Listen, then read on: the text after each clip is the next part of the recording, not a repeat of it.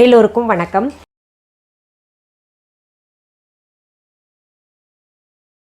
இன்னைக்கு இந்த பதிவில் நம்ம பார்க்க போகிறது ரொம்ப எளிமையான செய்தி. இப்போ நான் சொன்னேன்னு நீங்களாம் நினைப்பீங்க, இது எங்களுக்கு தெரியாதா அப்படின்னு. என்னென்னா, இந்த முருங்கைக்கீரையை எப்படி சுலபமாக ஆயணும், அது அரியணுமா இல்லை அப்படியே நம்ம சமைக்கலாமா, இன்னொன்று கழுவுறது எப்படின்னு. இப்போது கழுவும் போது பார்த்திங்கன்னா அது தண்ணியே படாது. இந்த தாமரை இலையில் எப்படி தண்ணி படாதோ அந்த மாதிரி முருங்கை இலையில் தண்ணியே படாது. எப்படி சுத்தப்படுத்துறது? இந்த முருங்கைக்கீரையை ஆய தெரியாமல் நிறைய பேர் என்ன பண்ணுவாங்க, முருங்கைக்கீரையா வேண்டாம் வேண்டாம் வாங்கிட்டு வராதிங்க, அது ஒவ்வொரு இலையாக பிச்சு போட்டு எப்போ நான் சமைச்சு எப்போ சாப்பிட்றது அப்படின்னு அது அவாய்ட் பண்ணுறாங்க. ஆனால் அதில் இருக்கக்கூடிய சத்து, ஹீமோக்ளோபின் கம்மியாக இருந்துச்சுன்னா முருங்கைக்கீரையை தொடர்ந்து நம்ம வாரத்தில் 2 நாள் எடுத்துக்கிட்டு வந்தோம்னா நம்முடைய ஹீமோக்ளோபின் லெவல் நீங்கள் செக் பண்ணிகிட்டே வாங்க, நல்லா ஒரு மாற்றம் தெரியும், இம்ப்ரூவ்மெண்ட் தெரியும். நிறைய விஷயம் அதில் இருக்குது. கண்ணுக்கு நல்லது, முடி வளர்ச்சிக்கு நல்லது, ஆரோக்கியத்திற்கு நல்லது. நம்ம சின்ன பிள்ளைங்களிருந்தே அது கொடுத்து பழக்கணும்.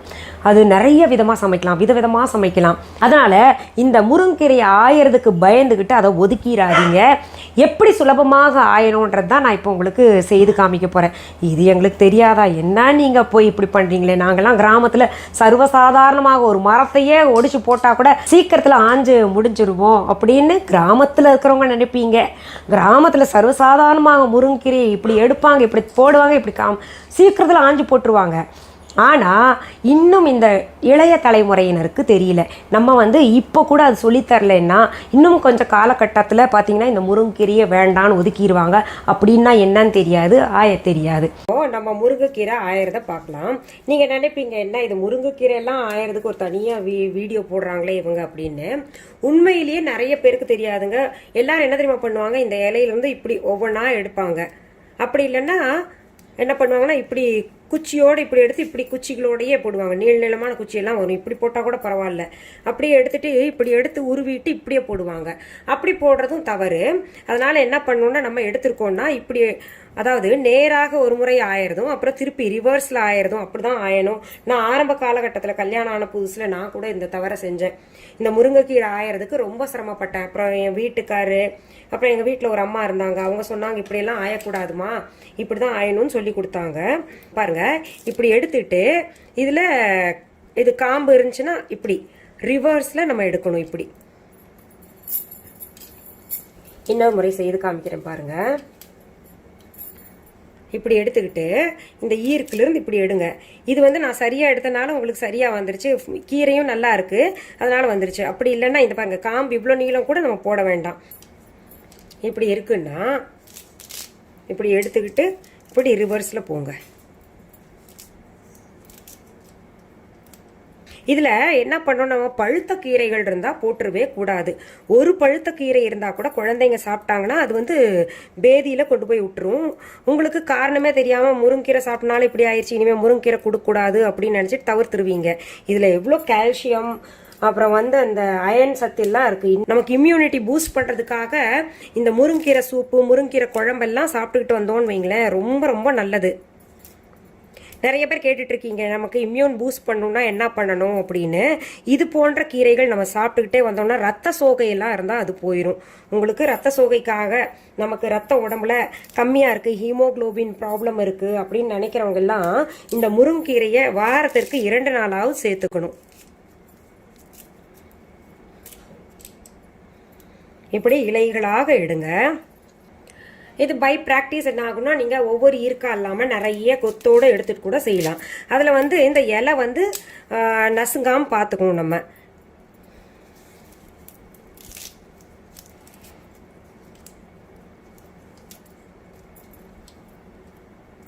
இதில் பாருங்கள், இதெல்லாம் வேண்டாத இலை, இந்த மாதிரி எடுத்துடலாம். நம்ம கொஞ்சம் சுருக்கமாக இருந்தால் கூட எடுத்துடலாம். அதை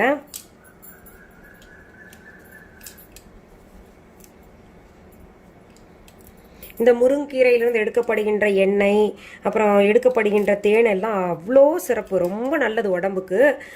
இதெல்லாம் பார்த்தீங்கன்னா ஆர்கானிக். இந்த மாதிரி ஆர்கானிக் தேடி நம்ம சாப்பிட்டோம்னா இன்னைக்கு நம்ம இக்கட்டான ஒரு சூழ்நிலையை சந்திக்கக்கூடிய ஒரு இது இல்லாமல் இருந்திருக்கும். ஏன்னா அதுலலாம் இம்யூனிட்டி நிறையா இருக்குது. இப்போ இதில் பாருங்கள், லேசாக பழுப்பான இலை இருக்குது. இது சாப்பிடக்கூடாது, நமக்கு வயிற்று கடுப்பு ஏற்படுத்தும். அது குழந்தைங்களுக்கு வயிற்று கடுப்பு கட்டாயம் ஏற்படுத்தும். இதை நீக்கிடணும் நம்ம. இப்போ இந்த முருங்கை இலையில் தயாரிக்கப்பட்ட எண்ணெய், முருங்கா எண்ணெய் அப்படின்னு சொல்லிட்டு நம்ம viha.online இருக்குது. அது ரொம்பவே நல்லது, நம்ம பயன்படுத்தி இன்டேக். அது பார்த்திங்கன்னா 1 சொட்டு 2 சொட்டு தினமுமே எடுத்துக்கிட்டோம்னா ரொம்ப நல்லது. கால்சியம் டிஃபிஷியன்சி, அப்புறம் வந்து அயன் டிஃபிஷியன்சி இருந்தால் கூட சரியாகும். அது எப்படி பயன்படுத்தணும்னு தனி வீடியோவாக நான் தரேன், பதிவு உங்களுக்கு தரேன். சரி, இப்போது இது ஆஞ்சிருக்கோம் இல்லையா, நான் இதை வச்சு சூப் செய்ய போகிறேன். இது சூப் எப்படி செய்கிறதுன்னு சொல்லிட்டு இதற்கு அடுத்த பதிவில் வரும் உங்களுக்கு, அது நீங்கள் பார்க்கலாம். அதோட லிங்க் கூட கொடுக்குறேன். இப்போது இந்த முருங்கீரையை நிறைய பேர் என்ன பண்ணுறாங்க, சரி நம்ம ஆஞ்சதான் ஆஞ்சிட்டோம், இப்போ இது எப்படி வெட்டுறது அப்படின்ற மாதிரி நினைப்பாங்க. கத்தி எடுத்துட்டு அதெல்லாம் வெட்டிக்கிட்டு இருக்கணும்னு அவசியம் இல்லை. நீங்கள் பொரியல் செய்கிறதா இருந்தாலும் சரி, சூப் செய்கிறதா இருந்தாலும் சரி, இந்த முருங்கீரையை வந்து எப்படி பயன்படுத்தணும்னா வெட்ட வேண்டாம். இப்படி எடுத்துட்டு இப்படி திருகி இங்கே பாருங்க, இப்படி செஞ்சால் போதும். இதுலேயே பொரியல் செஞ்சுக்கலாம். ரொம்ப நைஸாலாம் வெட்டணும்னு அவசியம் இல்லை. இப்படி நம்ம கிள்ளணும், அவ்வளோதான். நம்ம இது ஆஞ்ச பின்னாடி என்ன பண்ணும், நேரடியாக இந்த கிள்றதுக்கு போயிடாதீங்க. இதை வந்து நான் உங்களுக்கு கிள்ளி காமிக்கணும்னு இப்போ காமிச்சேன். இதை வந்து ஒரு 2-3 தண்ணியில் நல்லா அலசிக்கணும். நம்ம அலசும் போது என்ன ஆகும்னா இந்த தண்ணியே படாது, தொடாத மாதிரி தான் இருக்கும். ஏன்னா இந்த தாமரை இலையில வந்து தண்ணி படாமல் எப்படி இருக்குமோ அது போல தான் இருக்கும். நான் இப்போ உங்களுக்கு தண்ணியில் எப்படி முருங்கைக்கீரையை அலசணும்னு கூட அலசி காமிக்கிறேன். இப்படி ஒரு பாத்திரத்தில் தண்ணி எடுத்துக்கோங்க. இந்த முருங்கைக்கீரையை அதில் போட்டுருங்க. இது கூட நீங்க அலசி காமிக்கணுமா அப்படின்னு கேட்பீங்க. ஒரு சிலர் கேட்பீங்க கட்டாயம். ஒரு சிலர் இப்போ யங்கர் ஜென்ரேஷன் இருக்கிறாங்க இல்லையா, அவங்களுக்கு எல்லாம் இது வந்து புதுவிதமாக இருக்கும். இந்த முருங்கைக்கீரை ஆயிறது எப்படி, இது கையால கிள்ளணும், அப்புறம் வந்து அலசுறது. இது நிறைய பேர் செய்யக்கூடிய தவறு என்னன்னா, இது இப்படி தண்ணியிலேயே காமிச்சிட்டு அப்படியே அலசுவாங்க. இந்த மாதிரி ஒரு பாத்திரத்துல எடுத்துட்டு காய்கறியை போட்டுருவாங்க, அப்படியே தண்ணியில போட்டு இப்படி இப்படி கழுவுவாங்க. அப்படியே கழுவ வேண்டாம். இன்னும் ஒரு சிலர் என்ன பண்ணுவாங்கன்னா, இப்படியே கழுவிட்டு இந்த தண்ணிய இந்த காய்கறியெல்லாம் போட்டு இல்லை கீரை போட்டு தண்ணியில் அலசிப்பாங்க. அலசிட்டு இப்படி வடிகட்டுவாங்க, இப்படி கையால் வடிகட்டுவாங்க. அது கூட செய்யக்கூடாது. ஏன்னா அப்படி கையால் வடிகட்டினோன்னா அந்த காய்கறியோட அந்த டஸ்ட் இருக்கும் இல்லையா, உள்ளர குப்பையெல்லாம் இருக்கும் இல்லையா, அது கூட தங்கிரும். அதனால நம்ம இப்படி தனித்தனியாக தான் எடுக்கணும். எந்த காய்கறியை நம்ம கழுவினா கூட இப்படி தான் எடுக்கணும். வெண்டைக்காயோ கத்திரிக்காயோ இல்லை முருங்கைக்காய் கோவக்காய் எதுவாக இருந்தாலும் இப்படி கழுவி நம்ம எடுக்கணும். பாருங்க இதுல எவ்வளோ டஸ்ட் தங்கி இருக்கு பாருங்க. நிறமே மாறிடுச்சு பாருங்க. அந்த தண்ணியோட நிறமே வந்து ஒரு மாதிரி பழுப்பா மாறி இருக்கு, டஸ்டியா இருக்கு பாக்கறதுக்கு. இது இப்போ நம்ம அப்படியே கையால வடிகட்டணும்னு வைங்களேன், என்ன ஆயிரும், இந்த குப்பையெல்லாம் வந்து அதுலயே தங்கி அந்த கீரையோடையே இருக்கும். அப்புறம் என்ன ஆகுது, நம்ம சாப்பிடும்போது என்ன நரன்னு வருது அப்படின்னு வீட்டுக்காரர் சொல்லும் போது, நான் 10 தடவை கழுவுனேன், அது வந்தா அதுக்கு நான் காரணமா அப்படின்னு சொல்லிட்டு நம்ம தெரியாம ஆர்கியூ கூட பண்ணுவோம். அதனால இங்க பாருங்க, இந்த தண்ணியை இப்போ ஊத்திட்டு மறுபடியும் இன்னொரு தண்ணியை நம்ம எடுத்துக்கலாம். இப்போ நான் மீண்டும் ஒரு முறை தண்ணி எடுத்துக்கிட்டு அதுல போட்டு அலசுறேன். இந்த மாதிரி குறைந்தது ஒரு 3 தண்ணியிலையா அலசிக்கோங்க. நமக்கு தண்ணி கூட வேஸ்ட் பண்ணக்கூடாது. எவ்வளோ தேவையோ அவ்வளோ மட்டும் தண்ணி எடுங்க. இந்த தண்ணி வந்து இப்போ நிறைய தேவைப்படுது, அது ஒன்று. இன்னொன்று, தண்ணி அதிகமாக செலவு பண்ணோன்னா வீட்டுக்கு ஆகாது. வீட்டில் பெரியவங்க அந்த காலத்தில் சொல்லி வளர்த்தாங்க.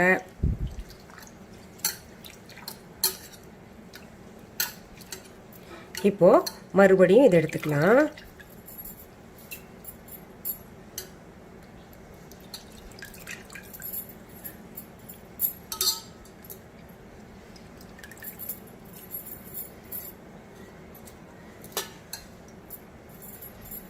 இங்கே பாருங்க, 2வது முறை நம்ம கழுவும் போதும் அதனுடைய நிறம் வந்து பழுப்பாக தான் இருக்கு இல்லையா. இன்னும் ஒரு முறை நீங்கள் இதே போல் அலசிக்கோங்க. இப்படி காய்கறி கழுவின தண்ணி எல்லாம் என்ன பண்ணுங்க, வேஸ்ட் பண்ணாதீங்க. ஒரு பக்கெட்ல வந்து சேமிச்சுக்கிட்டே வாங்க. ஒரு 2 தொட்டியில செடி வளர்த்துக்கிட்டு இருந்தீங்கன்னா அந்த செடிக்கு தண்ணியாக பயன்படட்டும். ஏன்னா காய்கறி கழுவின தண்ணி வந்து டஸ்ட், அதுல இருக்கிறது வந்து டஸ்ட் போனா அங்க மண்ணு குறையாம இருக்கும், அது ஒண்ணு. இன்னொன்னு, அந்த காய்கறி கழுவின சத்தான தண்ணியை எப்பவுமே வேஸ்ட் பண்ணாம நம்ம செடி கூத்தணும்னா அதனுடைய வளர்ச்சி நல்லா இருக்கும். அதுக்காக சொன்னேன். சரி, இப்போ முருங்கீரையை ஆயறது எப்படின்னு சொல்லி கொடுத்துட்டேன் இல்லையா. இது வந்து நீங்க எத்தனை கட்டு கொடுத்தாலும் இனிமே சரியா ஆஞ்சிருவீங்க. அதுல இருக்கக்கூடிய பழுப்பு நிற இலையை சாப்பிட்டா பேதி எடுக்கும்னு சிலருக்கு தான் தெரியும், நிறைய பேருக்கு தெரியாது. தெரிஞ்சவங்கெல்லாம் இதான் எங்களுக்கு தெரியுமே அப்படிம்பீங்க. இந்த NS கிருஷ்ணன் ஐயாவும் மதுரம் அவங்க கணவன் மனைவி ஒரு படத்தில் பேசிப்பாங்க. இதான் எனக்கு தெரியுமே, அவர் சொல்லுவார் இதான் எனக்கு தெரியுமே, இதான் எனக்கு தெரியுமேன்ற மாதிரி கடைசியில் அடுப்பு பற்ற வைக்காமல் இருப்பாங்கல்ல, அது போல் சில விஷயங்களை நம்ம கோட்டை விட்டுருவோம். அதுக்காக தான் நான் உங்களுக்கு இந்த எளிய செய்தியை கூட சொல்லித்தர்றேன். ஏன்னா நம்ம ஒவ்வொன்றா கற்றுக்கணும். தெரியாதவங்க பார்த்துக்கோங்க. மீண்டும் அடுத்த பதிவில் வேற ஒரு நல்ல தலைப்போடு உங்களை எல்லாம் சீக்கிரத்தில் சந்திக்கிறேன். அது வரைக்கும் நன்றி, வணக்கம். அன்பான வாடிக்கையாளர்களே, உங்கள் விஹா ஸ்டோரில் பூஜை பொருட்கள், சிலைகள், ராசிக்கற்கள், வாஸ்து பொருட்கள், விதைகள், பாரம்பரிய அரிசி வகைகள், சிறுதானியங்கள், ஆர்கானிக் பொருட்கள், மூலிகை எண்ணெய், மளிகை பொருட்கள், மரச்செக்கு எண்ணெய், மரப்பொருட்கள், வெள்ளி ஆபரணங்கள், கிஃப்ட் ஆர்டிகல்ஸ், காட்டன் மற்றும் பட்டு புடவைகள், காட்டன் சுடிதார்கள், பட்டு பாவாடை, குழந்தைகளுக்கான விளையாட்டு பொருட்கள், ஹை குவாலிட்டி இமிடேஷன் நகைகள், வீட்டு உபயோக பொருட்கள், ஜூட் பேக்ஸ், ஹேண்ட்மேட் சோப்ஸ், அழகு சாதன பொருட்கள், சிறுதானிய பிஸ்கெட்டுகள், ஹோம் அப்ளையன்சஸ், இன்னும் பற்பல பொருட்கள் விற்பனைக்குள்ளது.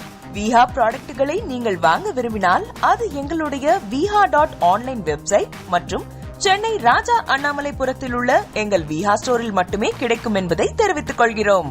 வேறு எந்த ஆன்லைன் வெப்சைட்களிலும் விஹா ப்ராடக்ட்கள் விற்பனைக்கு கிடையாது என்பதை நீங்கள் கவனத்தில் கொள்ள வேண்டும். எங்கள் விஹா ஸ்டோரின் விலாசத்தை கண்டறிய கூகுள் மேப்ஸில் விஹா ஸ்டோர் என்று டைப் செய்தால் வழியை கண்டறியலாம். www.viha.online வெப்சைட்டிலும் விஹா ஸ்டோரின் அட்ரஸ் உள்ளது.